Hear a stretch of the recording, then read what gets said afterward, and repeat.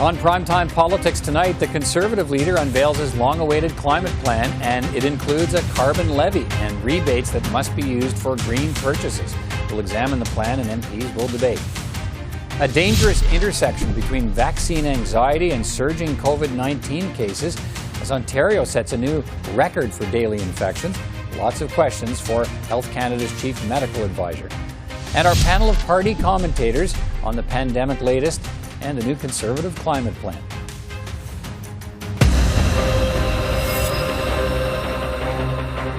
We'll begin tonight with the climate plan unveiled by the Conservatives today. And after a steady years-long campaign against a federal carbon tax, the centerpiece of the Conservative plan is a price on carbon. The Conservatives are proposing a carbon levy that begins at $20 per tonne of greenhouse gas emissions for any purchase of fossil fuels, such as gasoline. The price would rise to a maximum of $50 a tonne over time. The current Liberal carbon tax sets the price at $40 per tonne, rising $10 each year to $170 per tonne by 2030.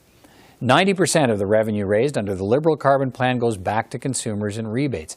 Instead of direct rebates, the Conservatives would establish personal low-carbon savings accounts, and consumers could draw from those accounts for green purchases such as energy-efficient windows or furnaces, transit passes, electric vehicles, or bicycles. The Conservative plan would maintain the Liberal carbon pricing plan for big emitters, and they pledge their plan will also meet Canada's emissions targets for 2030. Conservative plan also mandates car makers to produce 30% zero-emissions light-duty vehicles by 2030. And tax incentives are included for carbon capture technologies. The Conservative leader was pressed to explain why his proposal is different from a carbon tax. $0 go to government. This is not a tax at all. I have said it is a pricing mechanism for consumers. It will be 1/3 the pricing of Mr. Trudeau's ever-rising carbon tax, but nothing goes to government. It is not a tax. And I think Canadians who are quite accustomed to smart purchasing decisions and managing their own finances and affairs will see the benefit of complete transparency and then their decisions on purchases in the future to help them lower their emissions. He's putting in place a carbon tax that he said yesterday he wouldn't do, but he's not calling it a carbon tax, and he's putting it in place in a way that it's not going to be effective. He's putting it in place in a way that takes choice away from Canadians. He's putting it in place in a manner that he says he won't enforce it with the provinces. So I think he's trying to be all things to all people. And the problem when you do that, when you try to pretend to people who care about climate change that you care, but you try to pretend to your base that you really aren't doing very much, nobody believes you. Well, let's bring in members of Parliament now to debate the climate plans, now that we know what the Conservatives are proposing for Canadians. Chris Bittle is the Parliamentary Secretary to the Minister of the Environment. Eric Duncan is the Question Period Coordinator for the official opposition Conservatives. And Laurel Collins is the environment critic for the NDP. It's good to see you all. Thanks for being here. Mr. Duncan, let me start with you. It's the Conservative plan we saw today. So your leader promised to get rid of the carbon tax, and he's replaced it with his own carbon tax, although he's calling it a levy, not a tax. Let's be clear about that. But it does raise the cost of fuel for consumers, just as the current Liberal carbon tax does. So explain how your party's proposal is different. Proposal is different in the sense that money's not going to Ottawa. It is going into a savings account for Canadians to spend it on initiatives, green initiatives, as they choose to. There's a lot of opportunities and ways to do that, but we don't need to send billions of dollars to Ottawa to have it redirected and go back to Canadians that way. It's going to stay in a savings account. And again, I think it's going to be astronomically more affordable. It's going to help the cost of living. And at the same time, we're going to meet our climate change goals and targets. Okay, let me add, 2030 and 2050. Mr. O'Toole promised that big emitters would carry the freight and not consumers, but consumers are going to continue to face extra costs under your plan. So do you think that's really the promise Mr. O'Toole made to Canadians, and in particular to the supporters who chose him as Conservative leader? I believe so. And look, Peter, large emitters are a big part of that plan. When we talk about carbon capture and sequestration, different topics when it comes to large emitters, they are going to be a key part of addressing climate change. And our plan, 15 pages, it is detailed, it has been reviewed, and to meet those targets and those standards, a huge part of this is going to be those large emitters, and we are working with them, All right. going after reducing their targets. Absolutely, it's a big part of that. Mr. Bittle? Any plan has to be. Mr. Bittle, how do you believe this Conservative proposal compares to the Liberal approach to fighting climate change? Well, I don't know that 15 pages on a climate plan is detailed, and after 15 years of inaction on climate, 15 pages isn't going to change anything with the Greenwash Climate Initiative. This is a plan where the more you burn, the more you earn. So it doesn't incentivize anyone to cut back on what they're doing. Erin O'Toole's carbon tax will cost more and do less. It's not a real plan.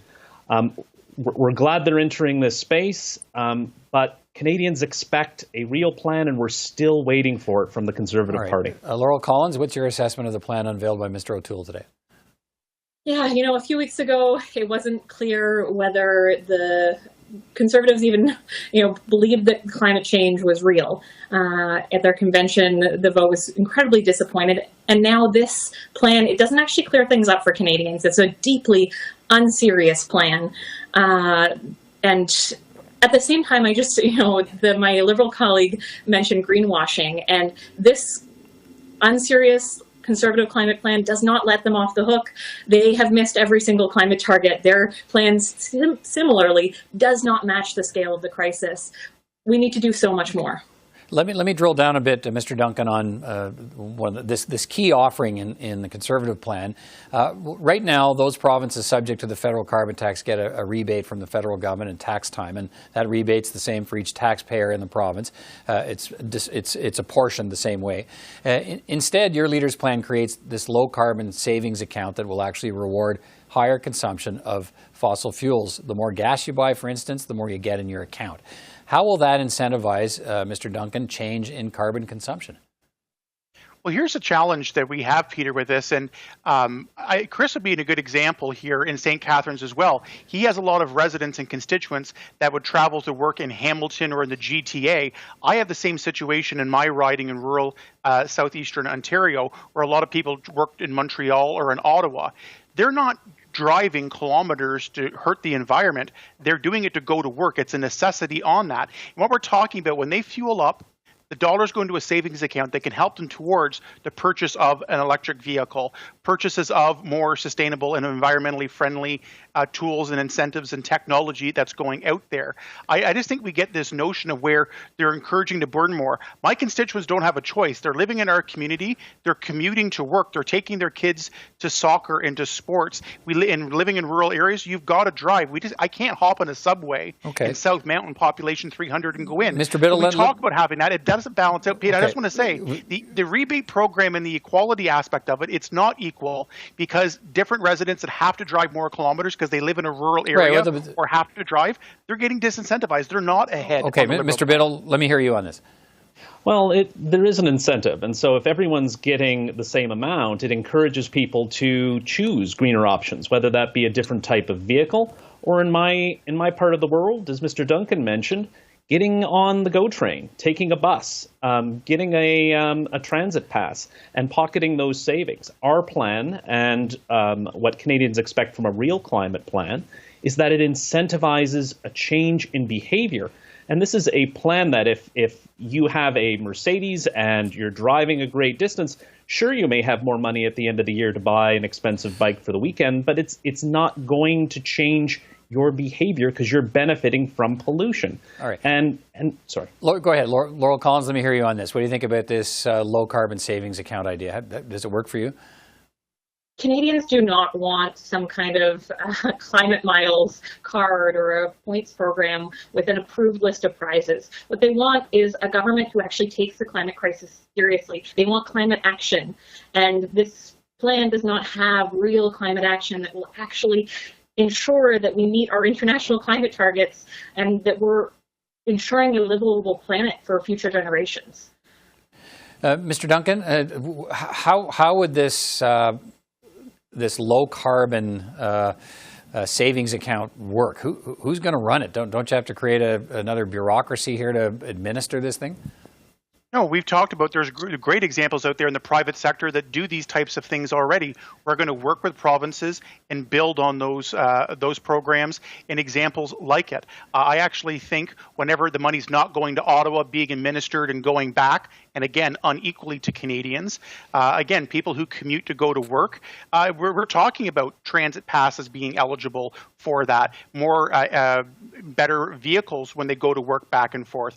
But having a vehicle in Canada needing to drive is a necessity. Right. They're not trying or deliberately doing it to pollute. But you're hoping the effect happens here is that, okay, if you've got enough money in your low carbon savings account, and the Conservatives are going to tell you where you have to spend it. You have to spend it on greener things.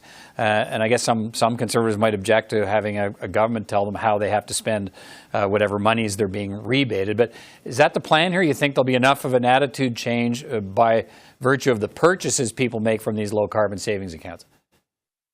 Absolutely. And we've seen, for an example, tax-free savings accounts as ways to save up for retirement. We've seen other comparable things on this. And when there are the incentives, as Chris talks about, this is our way of getting incentives, doing the same thing. But again, as opposed to billions of dollars heading to Ottawa, being divvied up in a bureaucracy and going back, we believe leveraging in the private sector as well, opportunities. Mr. Bittle, do you believe that's enough to incent a change in behavior? It'll come at the back end. So if you're spending a lot of money on fossil fuels, you've racked up some dollars in your low carbon savings account, and now you can go put in more energy efficient windows in your home.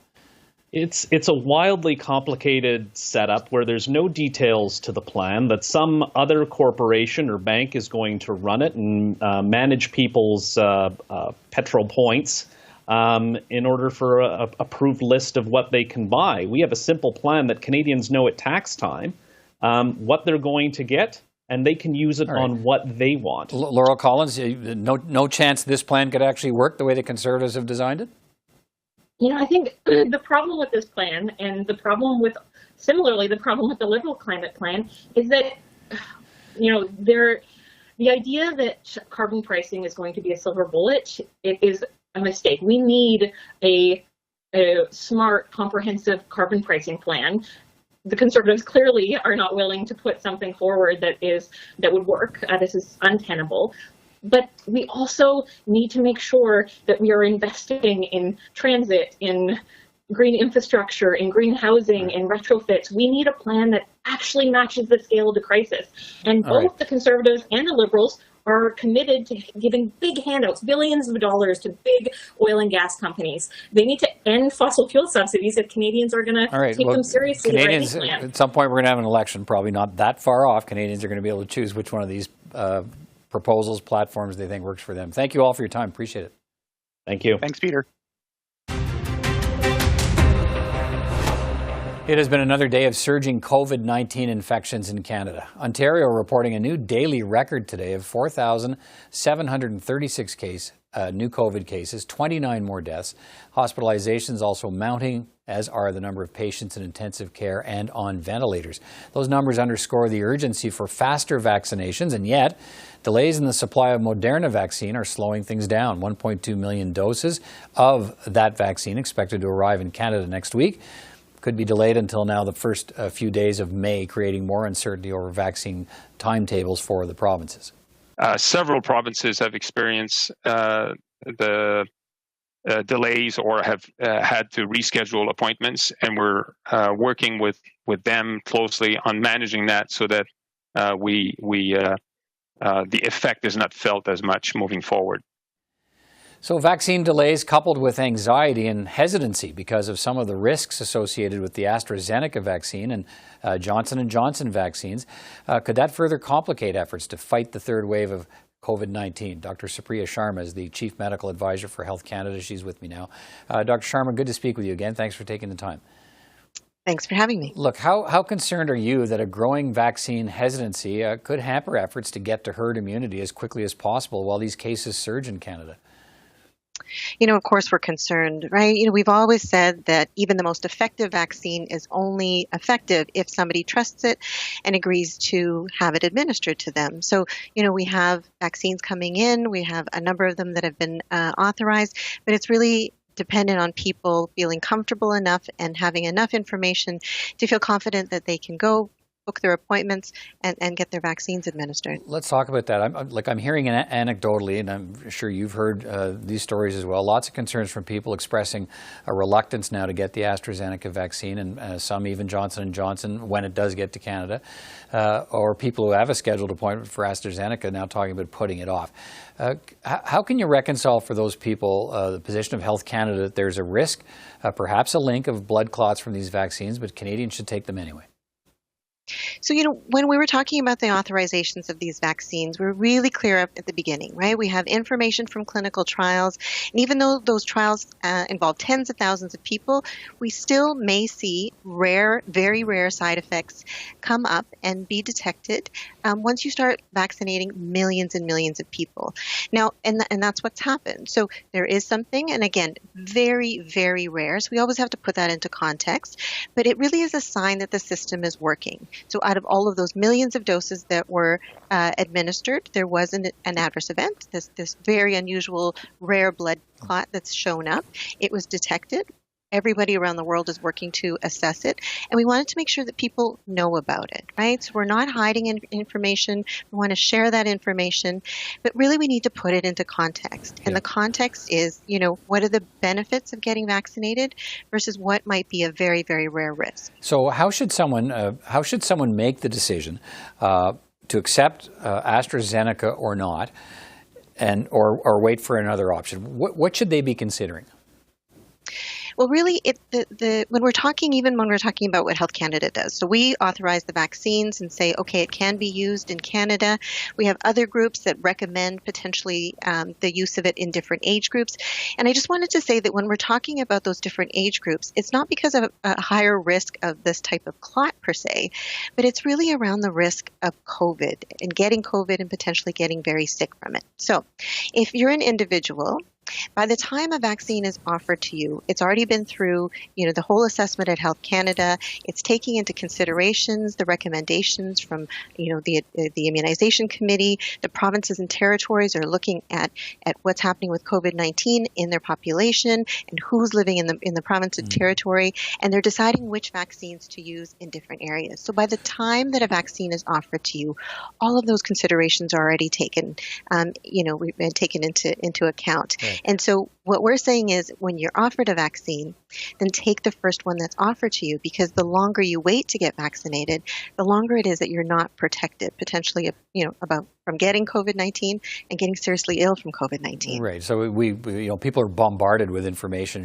during this pandemic, and they hear about a country that suspends the use of AstraZeneca, such as Denmark, and that sets off red flags when they hear that and wonder if and that they're not convinced it's safe, and they wonder why Health Canada is convinced it is if Denmark's convinced it's not, or is concerned that it's not. Right. When it comes down to those choices, right? So each of those public health organizations for their country and what's happening with COVID-19 in their country makes the decision about which vaccines they'll use. So it depends on how many cases they have, if they're seeing surges, what other alternative vaccines they have.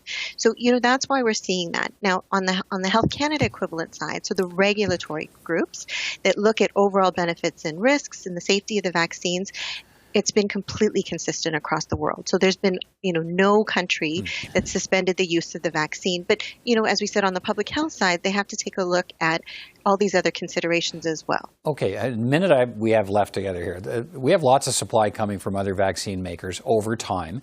Is any consideration being given to just parking AstraZeneca and just using Pfizer and Moderna? We've contracted for 120 million doses of those vaccines, even if that means pushing out vaccine timelines. What's the danger of that? So, that's absolutely part of the assessment that's being done at NACI.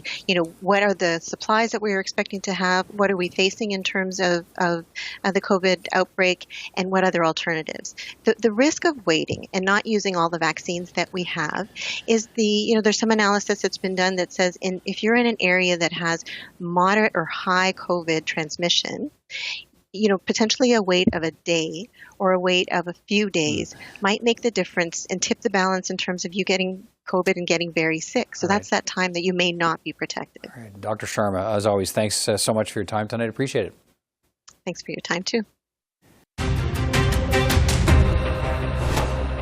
Well, let's bring in our weekly panel of political commentators. Susan Smith is a Liberal commentator. Will Stewart is a Conservative commentator. And Kiavash Najafi is an NDP commentator. It's good to see you all again this week, folks.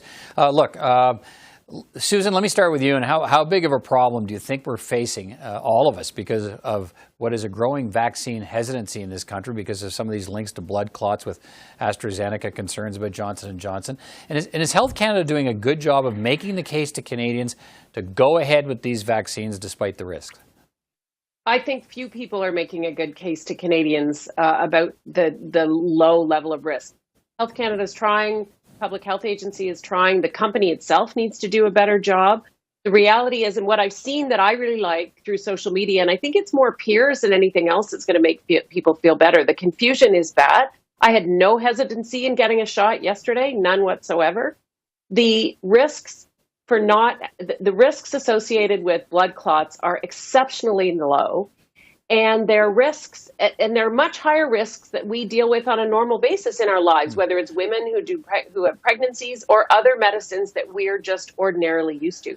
For some reason, we've gotten ridiculously hypersensitive. Your risk is way higher for issues related to catching COVID than any risk you might have if you get these shots. So the government, everybody needs to tell people, get the shot as fast as you can. Let me turn to Will Stewart here. I guess some people are concerned we're coming to this dangerous intersection, Will, where you've got this hesitancy, you've got a delay in the vaccine supply, in particular with Moderna, and here we are in a rising third wave. How do you think this is all being handled? Well, I want to start by 100% agreeing with Susan, which is not something that probably typically happens between the Conservatives and the Liberals. But, when we're talking about vaccines here, the best vaccine is frankly the one that you can get in your arm first. I agree with Susan on this. We need to do more to get rid of the vaccine hesitancy that we tend to be seeing. And I honestly think it's spillover from American-style politics, where COVID and vaccines were much more of a political issue than what we see here. We don't see the Conservatives and Liberals disagreeing on who should get the shots, when, et cetera. We can discuss rollouts. We can discuss supplies. There's lots for Susan and I to fight about on the vaccines. But if you're offered a shot or you have the opportunity to get a shot, the answer is always yes. Please go and get that shot. But is it Do we need to communicate? Yeah. Is it strictly that, Kiavash? I mean, one of the things that people talk about is this notion that, okay, we have the National Vaccine Advisory Committee saying, setting certain restrictions for how to use some of these vaccines, and that you have Health Canada saying essentially a competing or contradictory message. So is that part of the issue here, that what our leaders are telling us? Let me join Will to also agree with Susan 100%. There's unanimous consent here. Look, the difficulties around these nuances of medication and side effects communication has always been there. But now we're hypersensitive because we're in the middle of a pandemic and people are paying attention. But one thing is clear. All the communication around vaccines and COVID is happening from the podium. That's not where you catch the vast majority of people. There's almost zero advertisement talking about the importance of vaccine. The messaging is all over the place, talking about which vaccine is better. And we've heard, including some politicians, including Premier Ford, saying that he wasn't going to roll the dice on AstraZeneca, which, thankfully he's cleared that up by taking AstraZeneca, but it wasn't helpful. There should be one message. The best vaccine is the vaccine that goes into your arm. I'm envious of Susan. Congratulations for getting the vaccine. I cannot wait for my shot, and I don't care which shot it is. The moment it's available, I'm taking it. Well, full disclosure, I should say that I have had my shot. I'm in an age group that allowed me to get it at a pharmacy, and it was the AstraZeneca. I say that I took it largely before all of these concerns came out, but. You talk, Susan, to a lot of people who are having this conversation and typically with peers. I'm hearing from neighbors saying, I'm not sure I should wait. Maybe I'll wait for the Pfizer or the Moderna to become available for my age group. And it's tough for a lot of people facing this decision. It's a personal decision. I think it is, Peter, and it's important for them to hear from people like you. You're a voice too, saying, "Hey, it's okay. I got mine. I'm just fine." And in fairness to our governments, the confusing messages are coming from other countries as well. You look at the nonsense going on in Denmark, where they've said, no thanks, we're good with what we've got. But the important thing, I think, to look at is the UK. They've vaccinated millions and millions of people there, and they're just fine. I mean, the incidences of blood clots are very low. Talk to how many women are on the birth control pill around the world. The incidences of blood clots for that are so much higher. Okay, I think people have to exert a bit of common sense. Government has to do a better job of communicating. So does the company, and so do people who are influencers in their own communities. So get the shot, like everybody says, and then tell everybody. You seem to be largely aligned on that. Let me move to an area where you may not be. Will, let me move to you and the climate plan unveiled by Erin O'Toole today. Are all Conservatives celebrating this? Is a great move? Look, I think this is probably a point where you're right. There's going to be a lot of disagreement on the panel, so we'll try to get into that robust discussion. I think the challenge for the Conservatives here is how do they have a plan on the environment that makes it not something that they have to discuss during the campaign? And I think that's why you see the timing today. It's why you see O'Toole cautiously embracing a measure of carbon pricing in different ways than the Liberals are. You know, are Conservatives the ones who are going to be jumping for joy on this? Probably not. I think O'Toole has a sell job to do within his own party. But really, I think from a strategy point of view, this isn't about changing votes. It's about stopping him from losing votes. And I think that's really where it is. The Liberals have been spectacularly successful. But will it do that? A lot of Conservatives are going to look at it. Look, this is a tax. He's calling it a levy, but it's a tax. And not only is it a tax, but he's got a new savings account idea, and he's going to tell me the way I have to spend the money. Well, I mean, we have savings account for education. We have savings account for retirement. Right, but you can do what you want with that money. He's telling in this plan, you have to spend it on something green. We'll give you. You're going to make money. At least it stays in your own bank account. I don't buy the Liberal plan that says we're going to take a bunch of your money. We're going to take a bunch of your money. We're going to have a lot of civil servants and politicians decide where that money goes, and you're going to get the money back. Here's the Conservative view is let's take out the middleman. Let me jump to you. Kiavash, what do you think of this plan? Well, Peter, most days I don't feel very smart about my own political strategy, but then days like this happen. I'm like, well, I'm at least not this bad. It's a lose-lose-lose situation. I have no idea what exactly they were planning to do here. On the one hand, he has just broken ranks with his base, with his party, with 3-4 premiers who are in court over this issue. And then on the other hand, he is trying to make the policy and a tool that is just barely scratching the surface of the challenge that we're facing with climate change. And he's trying to take away the ability of that tool to actually bring down our emissions.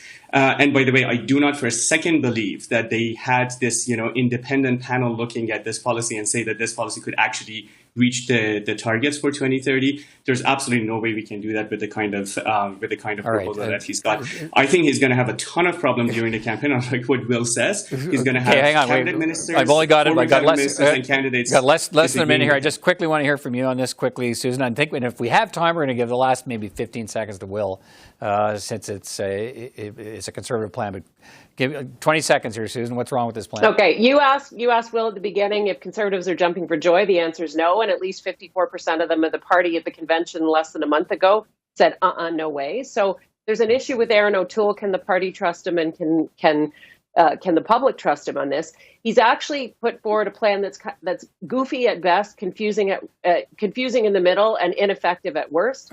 Canadians right now in provinces where there's no backstop, they get the money right back into their bank accounts, right back into their pockets. Erin O'Toole is going to take it away from them, and he's going to tell them if maybe they can spend it on a bike for their kids or not. Will, let me give a final word to you on this. How does he make this work? I mean, no surprise that the NDP and the Liberals are coming down on the side of more money coming out of Canadians' pockets and going straight into government's pockets. That's what they do. If you like that and you think it's actually done something and we've moved anywhere near our Paris agreements, then you should vote for the NDP and the Liberals. If you think that there's enough money, that taxes are actually revenue projects, not environmental programs, that more money in the hands of families to spend the money better, that's where Erin O'Toole is putting his money. He's leaving money in the pockets of families to do what they want with it. We'll have to leave it there for this week. Thank you all. Take care. We'll talk again soon.